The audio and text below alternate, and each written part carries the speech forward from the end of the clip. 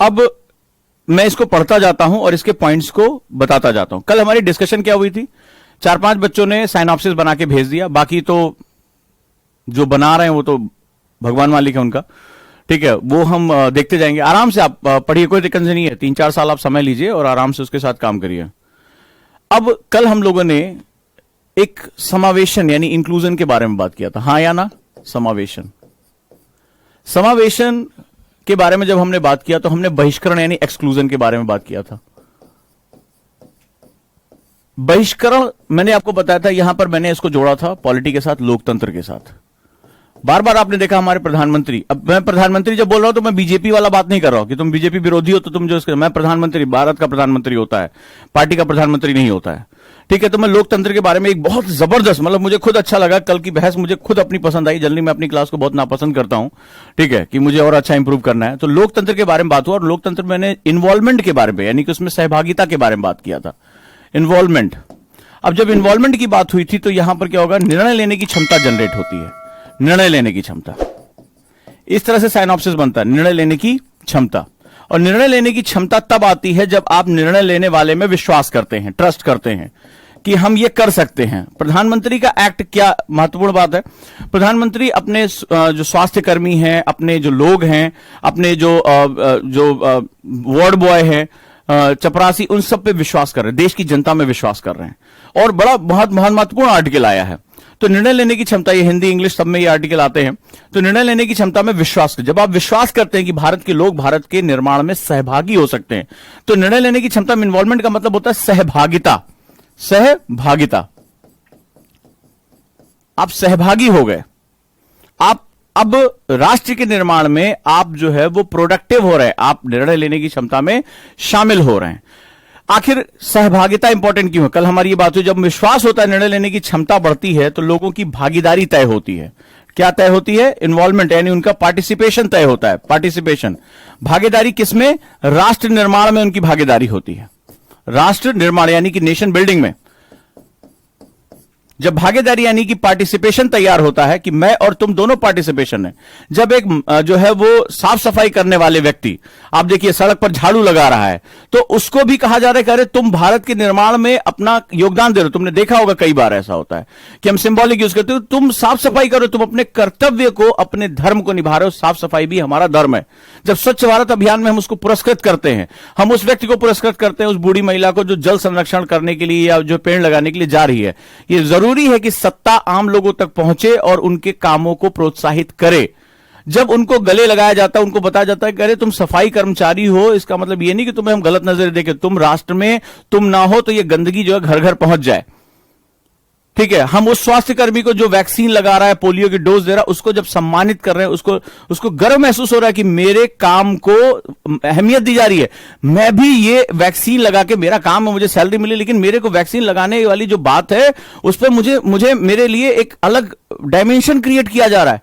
मुझे एक जो है वो क्या दिया जा रहा है, एक सम्मान दिया जा रहा है। इसका मतलब मुझे एहसास कराया जा रहा है कि राष्ट्र के निर्माण में मेरी भागीदारी है।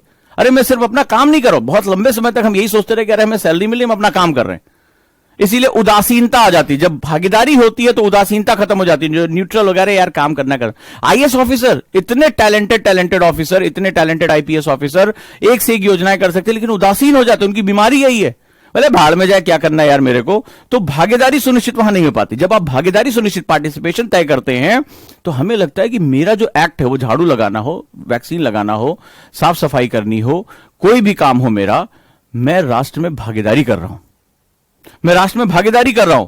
और जब मुझे ये पार्टिसिपेशन तैयार होता है, राष्ट्र का निर्माण तय होना शुरू हो जाता है। और जब राष्ट्र निर्माण होता है, जैसा इकोनॉमिक्स में मैंने एक साइकिल तुम्हें बताई थी, आज तुम्हें समाज की साइकिल दिखा। तो कल रात में एक्चुअली गांधी आए थे सपने में, तुम कहोगे मजाक है, सुबह सुबह नींद आई तो मुझे गांधी के ऊपर मैं किसी से बहस कर रहा था, और शायद डिबेट ऐसी थी, मैं किसी से, कई बार आप जब बहुत गहरा सोचते हैं तो आपके सपने में चलाते। तो सुबह सुबह के टाइम जब मैं सोने गया हूं तो ये कुछ सपना सा आया कि कोई मुझसे डिस्कशन कर रहा है कि बात चल रही थी शायद कि भगत सिंह को गांधी ने क्यों नहीं बचाया। तो मैं किसी को उसमें समझा रहा था लॉजिक के साथ, तो वहीं से ये बात निकल कर आई।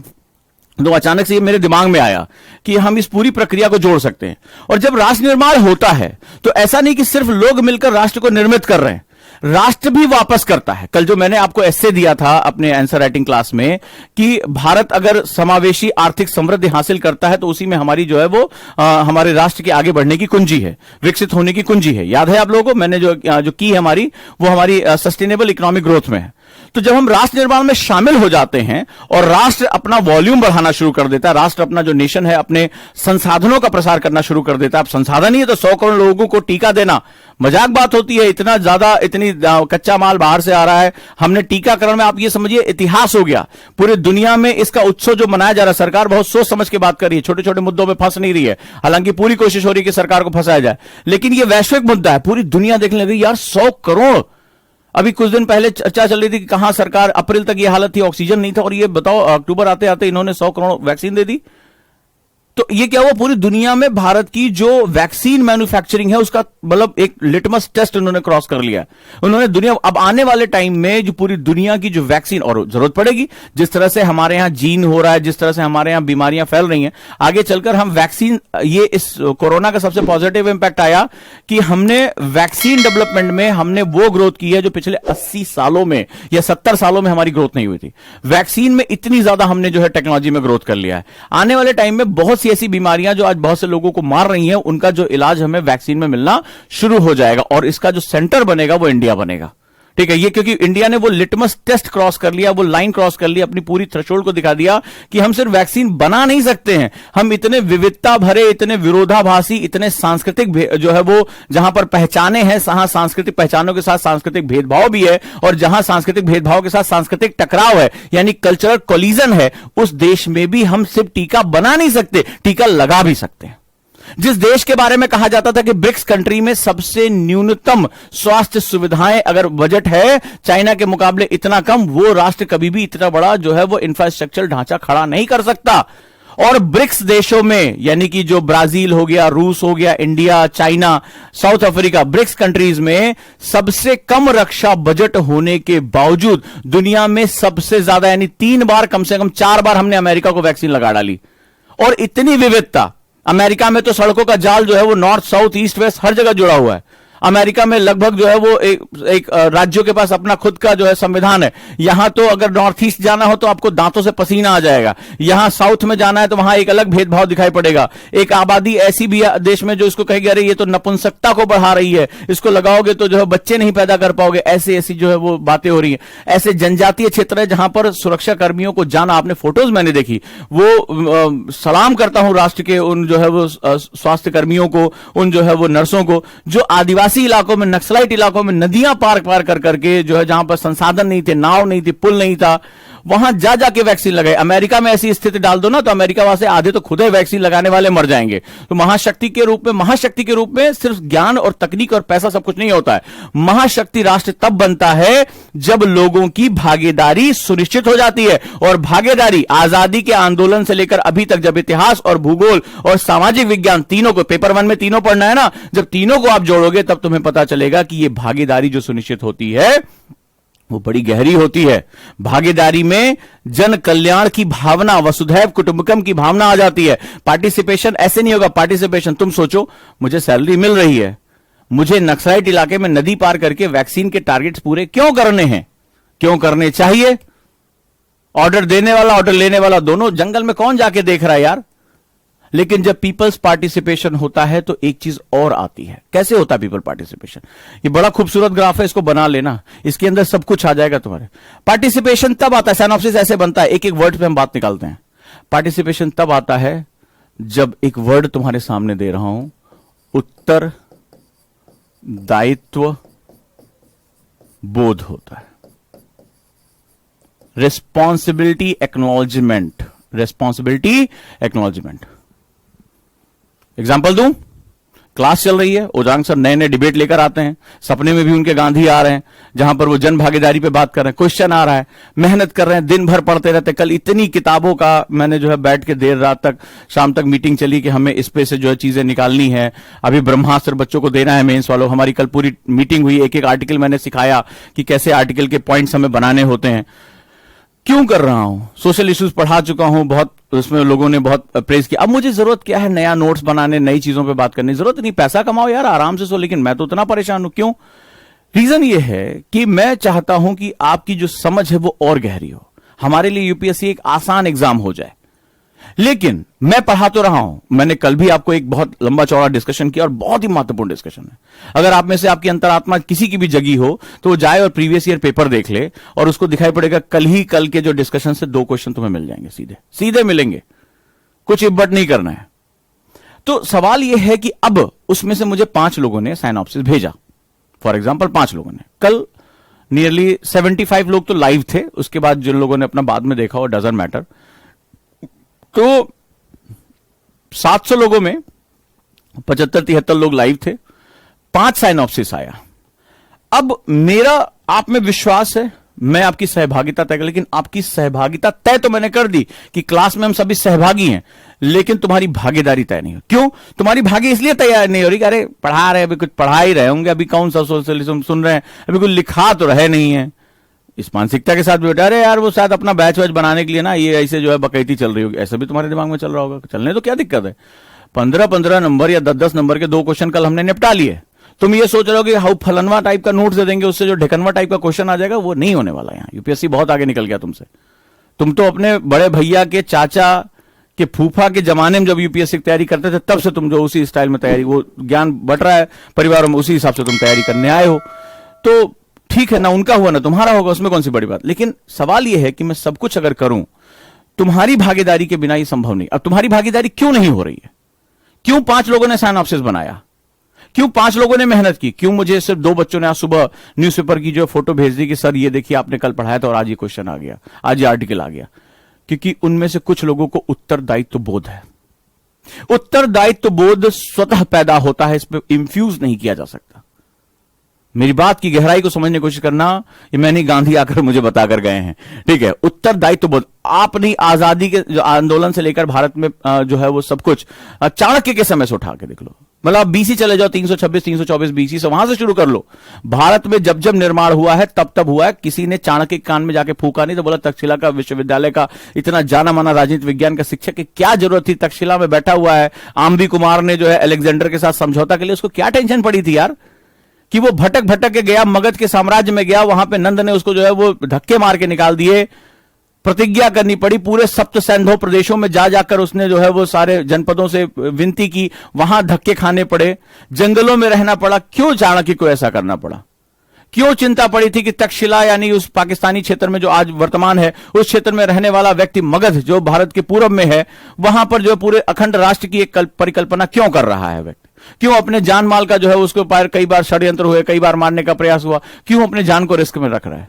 क्यों? क्योंकि उसके पास एक चीज था, और वो बार बार अगर आप अभी भी पढ़ोगे चाणक्य को तो ये बात समझ में आएगी, राष्ट्र के नागरिक होने के नाते एक उत्तरदायित्व बोध है, जो एक अकाउंटेबिलिटी एक्नॉलेजमेंट होती है कि मैं एक अपने कर्तव्य को एक विद्यार्थी होने के नाते कैसे पूरा कर रहा हूं, दैट इज वेरी इंपॉर्टेंट। तो उत्तरदायित्व बोध क्या है? तो राष्ट्र निर्माण, भागीदारी से राष्ट्र निर्माण होता है, लेकिन भागीदारी करने के लिए क्या आना चाहिए? उत्तरदायित्व बोध। कि मैं स्टूडेंट हूं, मेरे टीचर ने खड़े होकर इतनी मेहनत से मुझे इतना इंपॉर्टेंट जो है डिस्कशन दिया है, मेरी कर्तव्य है कि शाम को सोने से पहले जब आंखों में नींद आ रही हो तो मुझे पानी मारकर इसको पूरा करना है। और नहीं कर पा रहे हो तो तुम भागीदारी का अनुभव तो कर रहे हो, एक्ट तो कर रहे हो, अभिनय तो कर रहे हो, लेकिन तुम ना अपने करियर निर्माण में हो और ना तुम्हारे अंदर अकाउंटेबिलिटी बोध है, राइट। तो जब भागीदारी सुनिश्चित होती है तो राष्ट्र निर्माण होता है। लेकिन अब यहां ये देखो, ये चक्र है, जैसे इकोनॉमी में एक साइकिल बनाई थी, भाई इसको लिख लेना और मुझे इसकी फोटो भेज देना। ये अचानक से सबकॉन्शियस से निकल कर आया है, मैं इसके लिए खुद प्रिपेयर नहीं था। तो जब राष्ट्र निर्माण होता है तो राष्ट्र निर्माण क्या करता है? राष्ट्र निर्माण में जो सबसे पहली शर्त होती है वो होती है संसाधन बढ़ जाते हैं। संसाधन बढ़ जाते हैं। मुझे इसमें एक ट्वीट याद आ रहा है, इसमें एक आया हुआ बड़ा अच्छा, ये सुशांत सिन्हा का ट्वीट है। कह रहे कहां है वैक्सीन, कब आएगी वैक्सीन, भरोसे की क्या है वैक्सीन, हम तो नहीं लेंगे बीजेपी की वैक्सीन से लेकर 100 करोड़ वैक्सीन डोज तक का सफर भारत ने सफलतापूर्वक तय कर लिया। भारत है तो मुमकिन है, सभी को बधाई। ठीक है, प्रधानमंत्री की बात नहीं हो रही, भारत की बात हो रही, राष्ट्र की जीत हुई है, राष्ट्र ने वैक्सीन किया। अब जरा मुझे इस जो ट्वीट से एक बड़ी बात की, ये क्वेश्चन पूछा गया था कहां है वैक्सीन, कब आएगी वैक्सीन, बीजेपी की वैक्सीन किसको किसको मिलेगी, फ्री क्यों बांट रहा है, ये तो बातें हुई थी, सब चर्चा 4-5 महीने चर्चा में बात आई थी। अब जो मैं बात कहने जा रहा हूं, क्योंकि सोशल इश्यूज में, सोशल इश्यूज पूरा डिस्कशन बेस है, तो अब आप मुझे एक चीज बताओ, भारत ने 100 करोड़ वैक्सीन बना लिया, पूरी दुनिया में चर्चा चल रही है, पूरी दुनिया में वो थ्रेशोल्ड दिखाई पड़ा, 1 अरब वैक्सीन दे दिया इन लोगों ने फ्री में। भारत ने वैक्सीन निर्माण से लेकर वैक्सीन लगाने के तंत्र, आप सोच के देखिए वैक्सीन कितनी तेजी से खराब होती है, कितना शुरुआत में दिक्कतें आई थी, कई जगह कूड़े में फेंक दिया गया था, कई जगह स्टोरेज नहीं हुई थी, लोगों को इसके बारे में पता भी नहीं था कि स्टोरेज कैसे किया जाता है इसका, और कितनी तेजी से मशीनरी का एक एक अंग लगा होगा। भारत के पास हॉस्पिटल्स नहीं है, भारत के पास इतने अच्छे इक्विपमेंट्स नहीं, इतने ट्रेंड लोग नहीं थे। उसके बाद भारत ने अपने संसाधनों को, सिर्फ वैक्सीन बनाना नहीं, वैक्सीन को स्टोर करना, वैक्सीन को डिलीवर करना, वैक्सीन को एग्जीक्यूट करना, उसके सर्टिफिकेशन को तय करना, वहां पे डाटा सारा इकट्ठा करना, लोगों को जागरूक करना, लोगों के डर को खत्म करना, लोगों को मजबूर करना कि वो सेंटर तक आए, फोर्स इंक्लूजन करना, स्वतः समावेशन करना, जिन लोगों ने लगाया उनको ब्रांड एम्बेसडर के रूप में लेकर आना। जरा थोड़ी देर बैठ के सोचो कि हम ये 100 करोड़ वैक्सीन कह रहे हैं, इसके पीछे कितना बड़ा तंत्र इन्वॉल्व रहा होगा, कितना बड़ा तंत्र। कि मुझे दिल्ली से वैक्सीन मेघालय लेकर जानी है, मैप उठा के देखना यार, दिल्ली से मेघालय मणिपुर की कनेक्टिविटी कितनी खराब है, वहां के हॉस्पिटलों की स्थिति क्या है।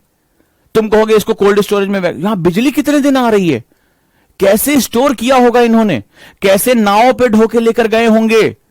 मान लो तुमने स्टोर भी कहीं कर लिया एक जगह पे, तो अब वैक्सीन तो देना पड़ेगा। मान लो दुर्गम इलाकों में वैक्सीन आपको पहुंचानी है, तो कैसे पहुंचाई होगी वैक्सीन, नाव पे लाद लाद के, दुर्गम सड़कों से होते हुए। अंदाजा लगा के देखो नॉर्थ ईस्ट कितना जो है डिफिकल्ट है, कश्मीर का इलाका कितना डिफिकल्ट है। धर्म के नाम पर मध्य प्रदेश में जो है वो सफाई कर्मियों, जो है हमारे स्वास्थ्य कर्मियों को पीटा गया कि भाग जाइए, तो हमें बर्बाद करने आए हैं, हमें जो है नपुंसक कर देंगे, जो हमारी फर्टिलिटी खत्म कर देंगे इस वैक्सीन से। इतना ज्यादा जो है वो तामझाम होने के बावजूद, भाषा की दिक्कत, क्षेत्र की दिक्कत, संसाधन की दिक्कत, कनेक्टिविटी की दिक्कत, इलेक्ट्रिसिटी की दिक्कत, सुरक्षा की दिक्कत, कहां इतने पुलिस वाले हैं जो सबको सुरक्षा करते पहुंचेंगे। और उसके बाद भी राष्ट्र ने आज एक मुकाम हासिल कर लिया। कैसे हासिल किया?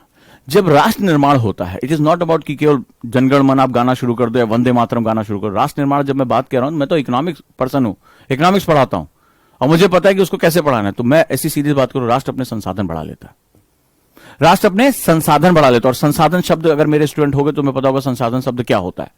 मैं बार बार कहता हूं संसाधन क्या होते हैं, what do you mean by resources, what do you mean by resources. Resources are the utmost condition for the value addition in any economy। ये इतनी बड़ी खबर बनी क्यों, ये उत्सव क्यों मनाया जा रहा है, ये क्या रीजन है, हेडलाइन बन रही है इंग्लिश के न्यूज़पेपर, हिंदी, मुझे तो जो मिला मैं लेकर आया, मेरे लिए खबर इंपॉर्टेंट होती है, मैं उसको तो खोद खाद के निकल, क्योंकि वो मेरे लिए पुरानी होती है। मेरा स्टूडेंट पहले पढ़ चुका होता है, मैं पहले पढ़ा चुका होता हूं, राइट। सिंपल सी बात है, it is utmost condition for value addition in any economy। It is not about कि तुमने 100 करोड़ लोगों को टीका ठोक दिया ना, it is all about you create a resource. तुमने कितने इस समय मेडिकल पर्सन तैयार किए होंगे, आंगनवाड़ी कार्यकर्ता हैं जो बिल्कुल एक्सक्लूडेड थी, उनके मानदेय बढ़ाए गए, उनको बीमा दिया गया, उनको ट्रेनिंग दी गई। कितने बड़े स्तर पर राष्ट्र ने एक आंदोलन खड़ा किया। और यही गांधी का भारत है, यही गांधी का भारत है। क्योंकि गांधी कल रात में यही आके बोलेगे, बेटा मुझे व्यक्ति के रूप में देखोगे फंसोगे, विचार के रूप में देखो, आंदोलन क्रिएट करना सिखाया था कि जन आंदोलन कैसे क्रिएट किया था। और जन आंदोलन में जन भागीदारी, और जन भागीदारी में उत्तरदायित्व बोध, ये गांधी मुझसे बोलकर गए। ठीक है, हंसोगे लेकिन ये सबकॉन्शियस माइंड से निकल कर आया है। तो बहुत ही अच्छी डिबेट है आज की मेरी। संसाधन निर्माण करता राष्ट्र निर्माण। यूएसएसआर क्या था, नाम सुना होगा ना, कोल्ड वॉर के पहले जो ये कोल्ड वॉर, यूएसएसआर, छोटे छोटे देश जाकर रशिया के साथ जुड़ गए और मैक्सिमम विज्ञान की, चाहे परमाणु बम बनाना हो, चाहे रॉकेट बनाना हो, एक से एक अनुसंधान करना हो, वो छोटे छोटे देशों ने किया। वहां के वैज्ञानिकों की भूख ने किया कि हमें अमेरिका पूंजीवाद को हराना है, और वो जुट गए। बचपन से आप पढ़ना शुरू करोगे, बचपन से स्कूलों में एक से एक बढ़िया शिक्षा, कि बचपन से सिखाया जाता है तुम्हें आगे जाना है और अमेरिका की टेक्नोलॉजी के विरोध में टेक्नोलॉजी तैयार करनी है। तो भरना शुरू किया उसने, राइट। तो संसाधन क्या होता है, किसी भी राष्ट्र में मूल्य वर्धन करने की अत्यावश्यक शर्त है। तुम उठा के देखो कि भारत ने पिछले 25 सालों में, 30 सालों में कभी भी अपने मेडिकल सिस्टम में इतनी इंप्रूवमेंट ही नहीं की जितनी मात्र 1.5-2 सालों में कर डाली।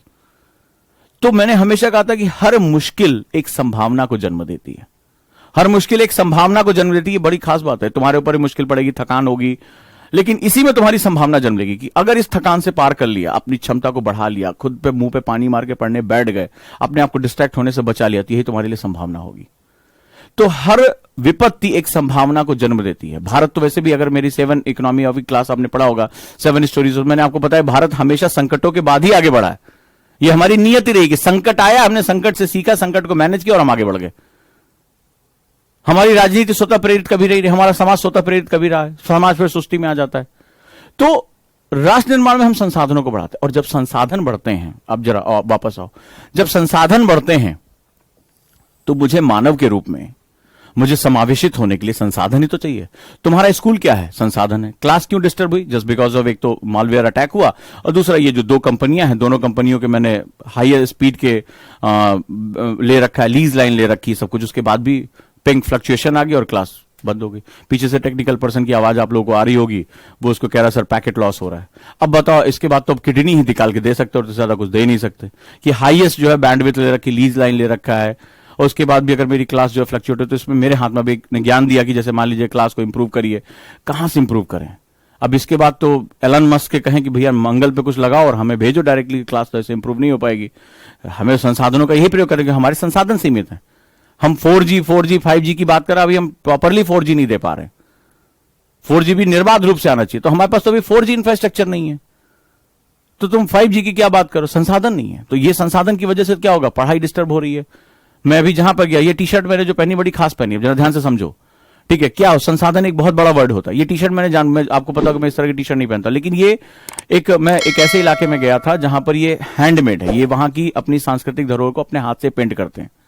तो मुझे इन सब चीजों को खोजने जानने का बड़ा शौक, मैं उनके साथ बैठा 1 घंटे, उनको सीखा। तो ये क्या होता है, वहां जब मैं गया तो वहां इंटरनेट नहीं था, मुझे इनका ऑनलाइन पेमेंट करना था, मैं कर ही नहीं पाया। फाइनली मुझे कैश देना पड़ा। बोले साहब यहाँ इंटरनेट नहीं आता। तो मेरे से पूछने लगे आप कौन है, क्या है, इतनी रुचि क्यों दिखा रहे हैं, ये चीजें पूछ रहे हैं, आप कलर के बारे में पूछ रहे हैं, ये सांस्कृतिक कहाँ का है, ये चेहरा जो यहाँ पर एक साधु का चेहरा बना, बट ये साधु नहीं है, ये यहाँ जो राजस्थानी लुक है लोकल, वो वहां का है। तो मुझे वो मेरे सामने ही बना रहा था, तो मुझे बड़ा अच्छा लगा। मैंने देखा छोटी सी दुकान है कस्बे के रूप में, तो उनका बोला कि हमारे यहाँ से जो फॉरेनर्स हैं वो खूब लेकर जाते हैं, ऑनलाइन हमसे ऑर्डर करते हैं, तो उसको बहुत कम पैसा मिलता है और वो वहां पर कई गुने दाम पे बेचते हैं, कई गुना दाम। बोले मुंबई के जो बड़े बड़े लोग हैं वो खरीदते हैं और उसको वहां ले जाकर कई गुना दाम में बेचते हैं। बोले हम क्या करें, हमारे पास तो ना इंटरनेट है ना कोई सुविधा है। तो मुझसे पूछने लगे, मैंने बताया, अपना परिचय दिया कि इस तरह। बोले हमारा बच्चा भी पढ़ना चाहता है, इसी काम में उसका मन नहीं लग रहा है, वो आगे जाना चाहता है, लेकिन यहाँ कोई सुविधा नहीं। मैंने कहा मेरी ऑनलाइन क्लासेस आप उसको देख सकते हैं या मुझे यूट्यूब पे। बोले साहब इंटरनेट ही नहीं आ रहा तो हम क्या बताएं। तो अब जरा देखिए कि वो बच्चा पढ़ना चाह रहा है या ये व्यक्ति, मैंने इससे बोला कि आप मुझे अपना नंबर दें और मैं कोशिश करूंगा कि मैं डायरेक्टली आपको अपने लोगों के साथ कनेक्ट करा सकूं। आपकी टी शर्ट बहुत अच्छे हैं, आपकी कला संस्कृति भारत की ये हैंडमेड बना रहे हैं, सब कुछ कर रहे हैं, और फायदा बाहरी व्यक्ति लेकर जा रहा है, जो बिचौलिया है, जो उस दाम को मैनिपुलेट करके शोरूम में बेच रहा है, लेकिन जो एक्चुअली इसका आर्टिस्ट है, मैंने देखा वो बेचारा बड़ी हुई दाढ़ी है, जमीन पे बैठ के वो बना रहा है, उसके पास कोई फ्रेम नहीं है, कोई कुछ नहीं है। तो मुझे लगा कि नहीं, मैं इसकी कोई मदद कर सकता हूं। हो सकता है कि आने वाले टाइम में मैं इसको लॉन्च भी कर दूं, ताकि कम से कम वो डायरेक्टली कनेक्ट हो जाए और बिचौलियों की वजह से उसको जो उसका लाभ नहीं मिल रहा उसको लाभ मिलना शुरू हो जाए। लेट इट बी, देखते हैं। तो अब ऐसी कंडीशन में क्या होता है, ऐसी कंडीशन में संसाधन राष्ट्र के बढ़ता है। अब इंटरनेट ना होना संसाधन का कम हो गया है। स्कूल जाना चाहता है बच्चा, नहीं है अच्छे स्कूल। मैं वहां गया, वहां पे देखा कि जो है बहुत बहुत पिछड़ापन भी उस इलाके में हमें देखने को मिला। इंटरनेट ही नहीं है तो कहां से ऑनलाइन एजुकेशन दे पाओगे, ठीक है, कहां से लेकर आ पाओगे। तो वहां पे जब मैं गया, लोग भारतीय समाज के बीच में जाके पढ़ना पड़ता है। इतना अच्छा अच्छा हैंडीक्राफ्ट मैंने देखा, इतना अच्छा अच्छा काम, लेकिन वो स्ट्रगल करते घूम रहे हैं। और आपको ऐसी ऐसी चीजें दिखाऊंगा, कलेक्ट करके लेकर आया हूं। 40-40 हजार रुपए में अमेरिकन बेच रहे हैं और यहां उनको 1,000-1,500 रुपए उन लोगों की कॉस्ट निकालना उनको मुश्किल है। और उसको मैनिपुलेट करके अमेरिकन, लंदन वाले, वो लेदर का वर्क, ये वर्क जो टी शर्ट मैंने पहना, ये फॉरेन में जाकर बिकती है, ये 5-5, 6-6 हजार रुपए में वो बेचते हैं और यहां उसको बेचारे को 700-800 रुपए भी नहीं मिलते हैं। दिन भर मेहनत करता है, हाथ से पेंटिंग किया है वह इसने, और बहुत ही बेहतरीन पेंटिंग है, लेकिन उसको पैसे नहीं मिल रहे। परिवार चला रहा है किसी तरीके से, बस इतना ही है। तो ये सारी चीजें बताता है कि हमें राष्ट्र के लोगों को अगर समावेशित करना है, उनकी आय बढ़ानी है, तो उनको क्या करना पड़ेगा, उनके संसाधन बढ़ाने पड़ेंगे। बिना संसाधनों के, याद रखिएगा, विदाउट रिसोर्सेज कभी भी ये जो परम लक्ष्य है, जिसको डीपीएसपी में हमने कहा कि भारत एक लोक कल्याणकारी राज्य होगा, पढ़ा होगा आप लोगों ने, इस बार भी क्वेश्चन आया था, ठीक है। भारत एक वेलफेयर स्टेट होगा, भारत के लोगों की आय बढ़ेगी, भारत के लोगों को संसाधन मिलेगा, स्कूल के बच्चे को स्कूल जो है जाने का मौका मिलेगा, उसको जो है नौकरी नहीं करनी पड़ेगी, उसके माँ बाप की मजबूरी नहीं होगी, माँ बाप चाहते हैं पढ़ाना उसको, लैंसेट की रिपोर्ट कहती है कि अब गरीब के बच्चे भी चाहते हैं, गरीब के लोग चाहते हैं कि हमारे बच्चों को पढ़ने का मौका मिले, लेकिन सवाल है कि रात में खाना कैसे बनेगा? क्योंकि कमाने वाले वर्किंग हैंड कॉन्सेप्ट यहां काम कर रहा है कि भैया मैं पढ़ा लिखा नहीं हूं तो मुझे मजदूरी कर रहा हूं, तो मुझे महीने 5,000 मिल रहा है, तो मेरा लड़का भी कमाएगा 3,000 मिलेगा, तो कम से कम ये तो होगा कि जो मां बीमार है उसका इलाज हो जाएगा और मेरे वाले से खाना चल जाएगा। तो मजबूरी है उसके सामने। हर मां बाप नहीं चाहते कि मेरा बच्चा जो कूद पड़े आज काम करना शुरू करे, लेकिन कोई विकल्प नहीं है उसके पास, कोई भी विकल्प नहीं है उसके पास। क्या करे वो बेचारा? तो 5,000 ये कमा लेगा, 3,000 वो कमा लेगा, वो ढाबे पे छोटू बन के 2,000 वो कमा लेगा, या कम से कम कहीं नहीं तो कमाने को नहीं मिला तो कम से कम 2 वक्त का खाना खा लेगा। यहां घर में बेचारा भूखा रहता है। राष्ट्र के पास संसाधन ही नहीं है, समाज के पास संसाधन ही नहीं है। तो जब राष्ट्र निर्माण की भागीदारी तय होती है, अकाउंटेबिलिटी तय होती है, तो संसाधन बढ़ते हैं। और जब संसाधन बढ़ते हैं, हाय हाय, थैंक यू गांधी जी, ठीक है, और जब संसाधन बढ़ते हैं तो स्वतः समावेशन या समावेशन बढ़ना शुरू हो जाता है। और समावेशन ही तो हमारे संविधान, हमारे समाज, हमारी राजनीति, हमारा सब कुछ कोर ही तो है। समावेशन का मतलब होता है परिवर्तन के साथ समाज का हर तबका परिवर्तित हो जाए। क्या कहा भरत झुनझुनवाला ने? देखो ध्यान से पढ़ो, ये राकेश झुनझुनवाला ने, पढ़ के सुनाता हूं, पॉइंट्स लिखते जाओ। हाल में मुझे प्रधानमंत्री नरेंद्र मोदी से मुलाकात का सौभाग्य प्राप्त हुआ। मैं पहले से ही उनमें बहुत प्रभावित रहा हूं। उनकी सादगी, ईमानदारी, ये सब तो खैर अलग बात चल रही है, विजन फलाना ढिकाना जो भी चल रहा है। लिखा है कि इन सबसे बढ़कर उनके सामाजिक यानी सोशल, आर्थिक, इकोनॉमिक और कल्याणकारी यानी वेलफेयर एजेंडे से मैं बहुत प्रभावित हूं। कि वेलफेयर ही तो हमारा सब कुछ है। भारत एक कल्याणकारी राज्य हो गया, हमने अपने संविधान में तय किया था।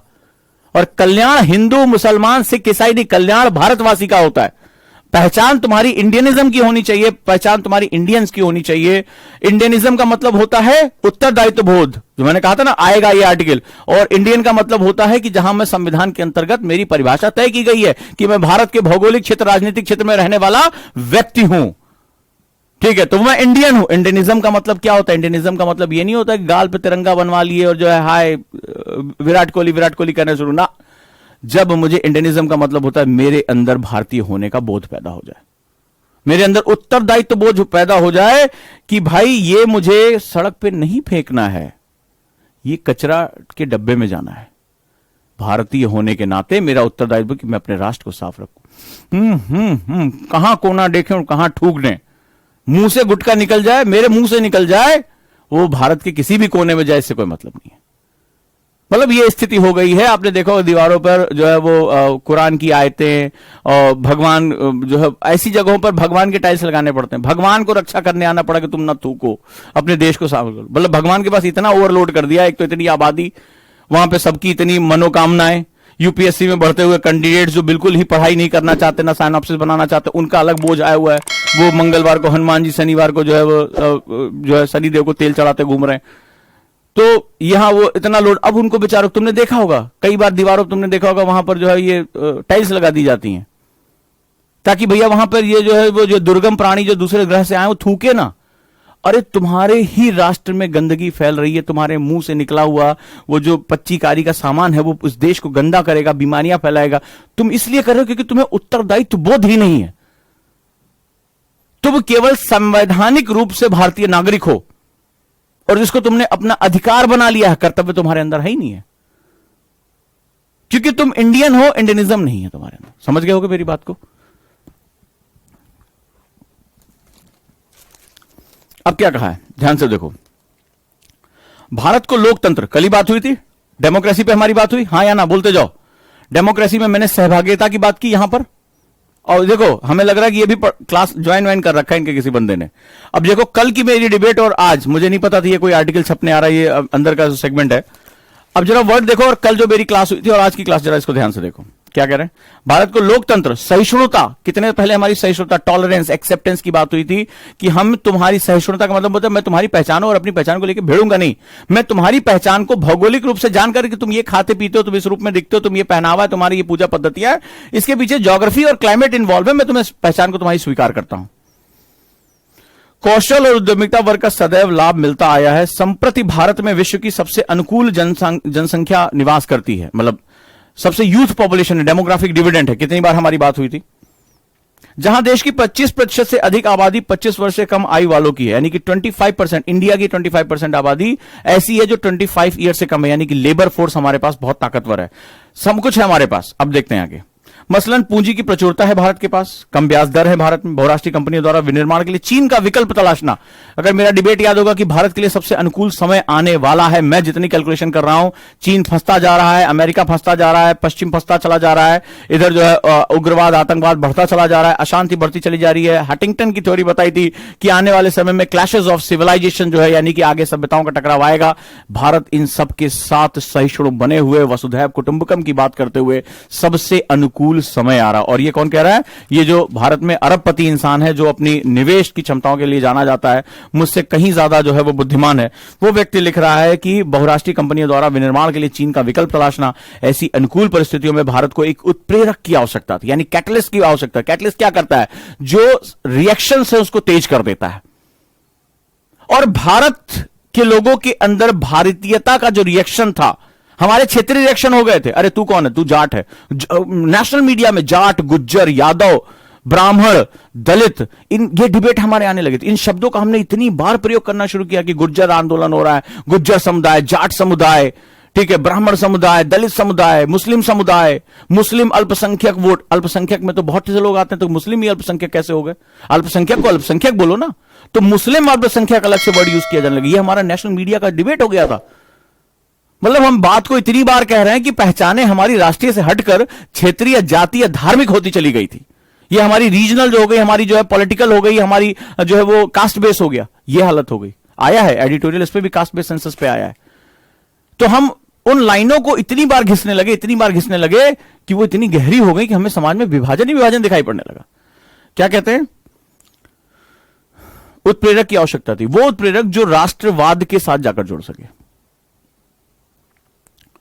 इतिहास के एक अहम पड़ाव पर प्रधानमंत्री मोदी ऐसे उत्प्रेरक जिनकी भारत को हमेशा से दरकार थी। वो दृढ़ निश्चयी है, राजनीतिक रूप से कुशाग्र है, उनका नजरिया दीर्घकालिक है। दीर्घकालिक राष्ट्र निर्माण में जो दीर्घकालिक यानी कि लंबे समय की योजना होती, बड़ी इंपॉर्टेंट होती है। खैर, निर्भीक है, फलाना ढिकाना। अब हम बात करते हैं जो हमारे मेन काम का है। यहां पे अगर कोई इनकी पॉलिटिकल पार्टी से ध्यान नहीं रखता होगा तो वो इनके खिलाफ हो जाएगा।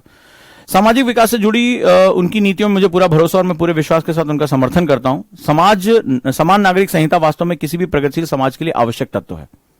समान नागरिक संहिता का मतलब होता है तुम भारतवासी हो, तुम्हें तुम्हारी जाति, धर्म, क्षेत्र और फलाने के आधार पर तुम्हें कोई एक्स्ट्रा प्रिविलेज नहीं दूंगा।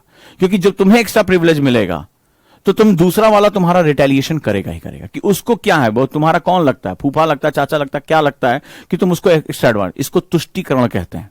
और समाज में जब हम सभी भारतीय, तो सभी भारतीय बराबर हक मिले। तुम्हें मैं अवसर दे दूंगा, तुम्हें मैं एक्स्ट्रा जो है वो प्रिविलेज नहीं दूंगा, अवसर समान दूंगा। तुम्हें भी समान अवसर, तुम्हें भी समान अवसर। राइट।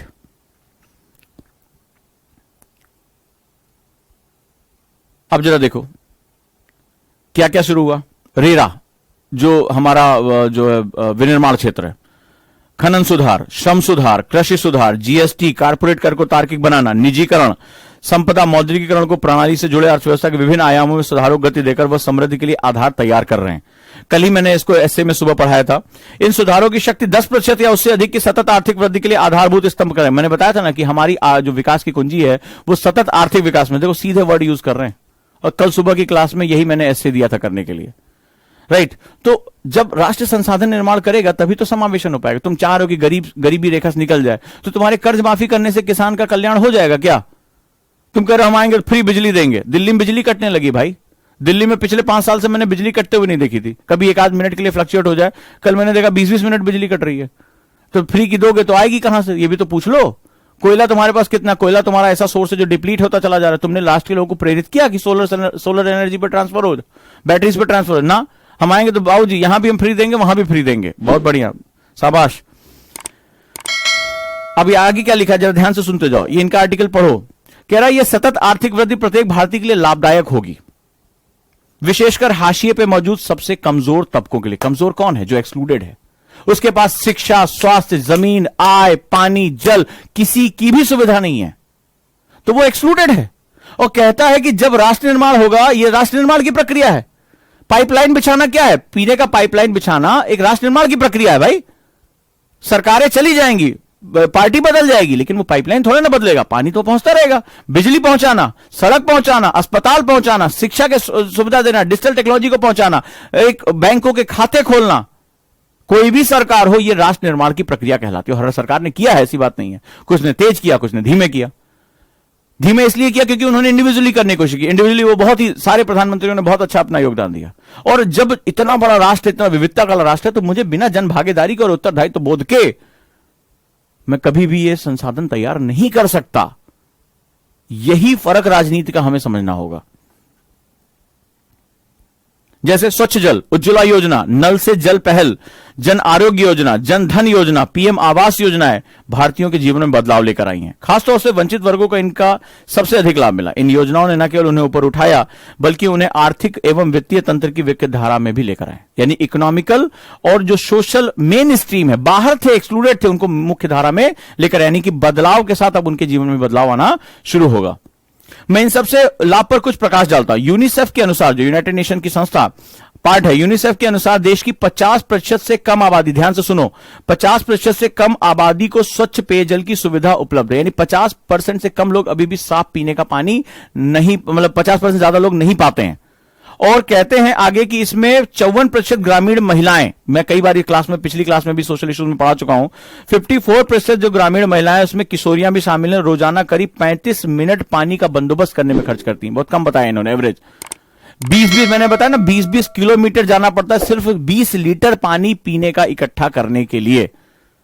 इतनी बड़ी आबादी, इतनी श्रम शक्ति हमारी सिर्फ उन चीजों पर खर्च हो रही है जो उनके घर तक पहुंचनी चाहिए। आप अंदाजा लगाइए। अब ये लड़कियां पानी नहीं पी, मैं आपको दिल्ली की बात कर रहा हूं। अगर मेरा वो वीडियो याद होगा ना, मैंने डाला था जब मैं एक एनजीओ में गया था और बच्चियों से बात कर, बच्चियां उठ के भाग रही, मैं उनको संबोधित कर रहा हूं, उठ के भाग, मैंने कहा कहां भाग रहे हो? बोला साहब पानी चला जाएगा, हमें पानी। ये दिल्ली की बात कर रहा हूं मैं, राजधानी की बात कर रहा हूं। पिछड़ा इलाका है, जंगपुरा का इलाका, ठीक है, वहां भी पीने का पानी लिमिटेड टाइम पर आता, तो वो बच्चियां उठकर भागने लगी। मैंने कहा तुम लोग इतनी अच्छी बातचीत करो, क्यों जा रहे? बोले कि सर वो मम्मी मारेंगी, नहीं तो आज पीने का पानी नहीं आएगा, पानी चला जाएगा अगर हम नहीं शाम तक पहुंचे तो ऐसी कंडीशन में बात ध्यान रखना कि अगर मैं दिल्ली में बैठा हूं और वो लड़कियां इसलिए क्लास छोड़कर जा रही हैं क्योंकि उनको पीने का पानी का बंदोबस्त करना है, तो मैं गांव देहात के बारे में क्या कल्पना करूं अपने राष्ट्र के बारे में? जरा मुझे बताइए।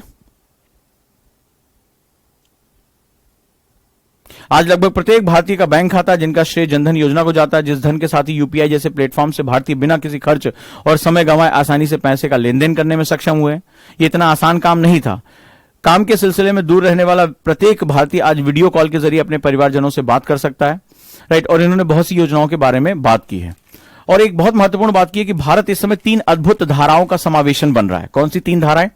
ठीक है, कह रहा है कि ऐसा कभी अतीत में नहीं हुआ कि 3 विकास की 3 धाराएं एक साथ चलनी शुरू हो जाए। जैसे कि एक धारा तो 10% से अधिक आर्थिक सतत वृद्धि वाली है, जिस पर कल मैंने बात की थी कि 10% से ज्यादा की ग्रोथ हमें चाहिए। इतनी बड़ी आबादी को तेजी से अगर 20-25 सालों के अंदर, मैंने आपको बताया 1% जीडीपी ग्रोथ होता है तो 9 करोड़ लोगों को क्या होता है? सीधे सीधे लाभ होता है।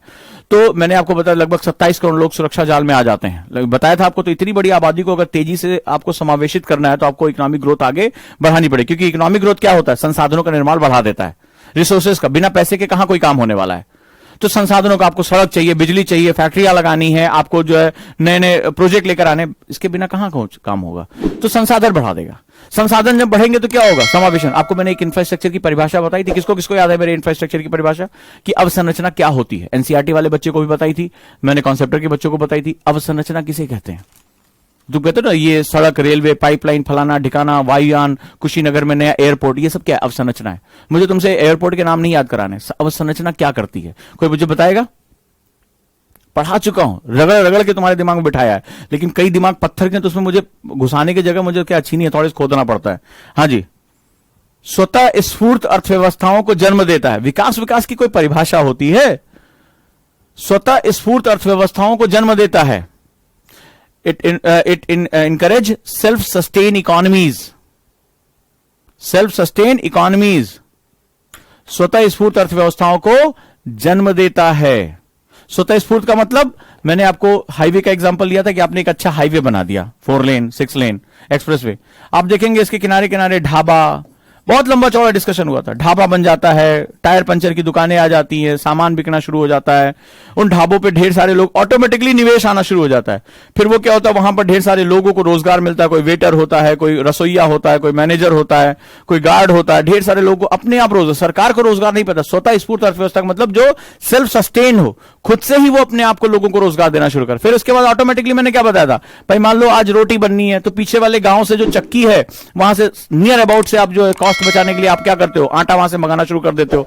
तो यहां पर जो है वो आटे का डिमांड हो रहा था, यहां पर चक्की भी आ जाएगी। चक्की आ जाएगी तो यहां किसान से गेहूं की खरीदारी डायरेक्टली वो बोलेगा, अरे यार गेहूं दे दो हमें, चलो 20 बोरे आज जलवा दो, तो मुझे मंडी जाके बिचौलिए से लड़ने की जरूरत ही नहीं है। तो क्या होगा, ऑटोमेटिकली जो गांधी का स्वराज था वो यहां पर भाई वो धीरे धीरे वो गांव की तरफ पेनिट्रेट होने लगेगा, एक डिमांड सप्लाई चेन हो जाएगी। वो आटा मांगेगा, सस्ता आटा यहां पीछे मिल रहा है, बोला देश में, और यहीं से वो गेहूं खरीद लेगा। किसान को भी राय मिलेगा, वो अपना डेली के डेली जो है कि गांव में है तो पैसा चोरी चकारी कर नहीं सकते, वो डेली बेसिस पे अपना काम होना शुरू हो जाएगा, एक इकोनॉमी जनरेट हो जाएगी। गांधी का ये तो मॉडल था। तो इंफ्रास्ट्रक्चर जहां भी जो भी राष्ट्र पूरी दुनिया में विकसित है वो सारे के सारे इंफ्रास्ट्रक्चर हब हैं, वो इंफ्रास्ट्रक्चर बेस है। चाइना की पूरी सक्सेस के पीछे उसके जो 20-25 सालों का इंफ्रास्ट्रक्चर निवेश था, मैंने आपको डेंग की स्टोरी बताई थी, अगर आप लोगों ने मेरी पिछले क्लासेस की होगी तो वहां पर जो है मैंने पूरा इसमें बताया था कैसे उसने इंफ्रास्ट्रक्चर को पूरा निवेश किया था। तो इंफ्रास्ट्रक्चर क्या होता है, स्वतः स्फूर्त अर्थव्यवस्थाओं को जन्म देते हैं। वो लिखो जो उसको चाहिए। अगला एक और आर्टिकल आया, इसको पढ़ लेना, दुनिया कारोबारी कोहिनूर, स्टार्टअप्स के बारे में। कल ही हमारी चर्चा हुई थी स्टार्टअप को लेकर। तो कई बार तुम्हें लगता होगा कि मैं जो पढ़ा रहा हूं न्यूज़पेपर में क्यों आता है, उसका कारण ये भी जान लो। हम बेसिकली रटने वाले क्लास में नहीं है, हम बेसिकली ऐसे क्लासेस भी नहीं जहां हमें रटना पड़े या हम कुछ बार बार चीजों को देखें। हम बेसिकली चिंतन में है। जब आप चिंतन करते हैं, चिंता नहीं चिंतन करते हैं, ठीक है, जब आप आर्ग्यूमेंट्स करते हैं, जब आप डिबेट में जाते हैं, तो आपके अंदर एक इंटेलेक्चुअल ट्रेट डेवलप होना शुरू करता है। इंटेलेक्चुअल ट्रेट वर्ड याद आ रहा है, कहां पर है? यूपीएससी ने अपने मेंस एग्जामिनेशन की नोटिफिकेशन की फर्स्ट लाइन में दिया है। मेरे जितने बच्चे होंगे आंसर राइटिंग में सबको समझ में आ गया होगा मैं क्या कह रहा हूं। तो इंटेलेक्चुअल ट्रेट डेवलप, तुमने कभी सोचा कि डीयू में, जेएनयू में इतना अच्छा रिजल्ट क्यों आता है यूपीएससी का? ठीक है, जो हिंदू कॉलेज है या मिरांडा कॉलेज है, लेडीज, ये सारे रैंकर्स वहीं मैक्सिमम तुम देखोगे वहीं से निकल कर आ रहे हैं। इस साल भी देखोगे डीयू का, जामिया का भयानक रिजल्ट होता है यहां पर। क्यों होता है? उनके यहां डिबेट कल्चर है, उनके यहां आर्ग्यूमेंट कल्चर है, ठीक है, वहां भय का माहौल, चिंता का नहीं, चिंतन का माहौल है। और वो इतनी बार चीजों पे डिबेट करते हैं, इतने पक्ष और विपक्ष पे आर्ग्यूमेंट्स करते हैं, जो मैं क्लास में अपने कर रहा हूं। तो क्या होता है, वो इसके बाहर कहीं चीजें नहीं जाती, इसीलिए उनका रिजल्ट बहुत अच्छा आता है। तुम कहते हो डीयू से रिजल्ट आया, डीयू से रिजल्ट नहीं अच्छा आया है, कॉलेज से रिजल्ट अच्छा नहीं, वहां के माहौल से रिजल्ट आया। वहां का माहौल इस तरह से बनाया जाता है, उनको एक्सपोजर दिया जाता है, बात करने का मौका दिया जाता है। और कोचिंगें क्या करती हैं? कोचिंगें पीडीएफ दे देती हैं, बोले चलो अंडरलाइन करो, ठीक है, स्लाइड पे देखिए, हाँ भारत ऐसे होता है, भारत वैसे होता है, भारत की ये परिभाषा है। जाके किसी टीचर से पूछो जरा, मुझे बताओ समावेशन शब्द का मतलब क्या होता है। हर साल क्वेश्चन आता है और एस्से आता है, 125 नंबर का एस्से आ जाए, कोई बड़ी बात नहीं है। समझाओ मुझे कि इस तरह से मुझे लिंक करके पढ़ा दो ना मेरे को, मैं डिबेट में चला जाऊं। क्यों? आखिर सारे सब्जेक्ट एक साथ हैं, सारे सब्जेक्ट एक साथ हैं। क्या पॉलिटी समाज को नहीं निर्धारित करती है? क्या संविधान समाज को दिशा नहीं देता? क्या समाज संविधान को दिशा नहीं देता? अगर नहीं देता तो संविधान के संशोधन क्यों होते? हम कॉन्स्टिट्यूशनल अमेंडमेंट इतने क्यों करते? क्योंकि समाज की जरूरतें बदलती हैं तो संविधान को उसके हिसाब से बदला जाता है। हमारा संविधान एक ऑर्गेनिक संविधान है। आपको सुभाष कश्यप या एनसीईआरटी की पहली किताब में आपको यही पढ़ाया जाता है। हम क्यों लोकतंत्र में लोगों की जन भागीदारी की बात करते हैं? क्यों गांधी को सबसे महानतम व्यक्ति कहा जाता है? जितने भी चिंतनशील व्यक्ति हैं वो गांधी के जन आंदोलन को, यानी लोगों को जोड़ लेने की ताकत को ही सबसे अपना आधारभूत सिद्धांत मानते हैं। तो समाज, राजनीति, अर्थव्यवस्था, आवश्यकता, आपूर्ति श्रृंखला, ये कभी भी अलग नहीं हो सकते, राइट? ये अलग नहीं हो सकते। हमें इसी तरह से चिंतन को डेवलप करना होगा। आपकी आदतें पड़ चुकी हैं, पीडीएफ, वो फलानवा कोचिंग में बहुत बढ़िया पीडीएफ देते हैं, जाओ पढ़ो, वो पूछो फलानवा कोचिंग में रिजल्ट कितना ओरिजिनल देते हैं। आज डिबेट में काफी टॉपिक्स हुए, अब इनके सिनॉप्सिस बनाओ। अब ये चक्र रखा और मुझे भेज देना, क्योंकि मैंने इसको किसी डायरी वायरी में लिखा नहीं है अभी, ये अचानक से ही दिमाग में बस आया। चलें, मिलते हैं।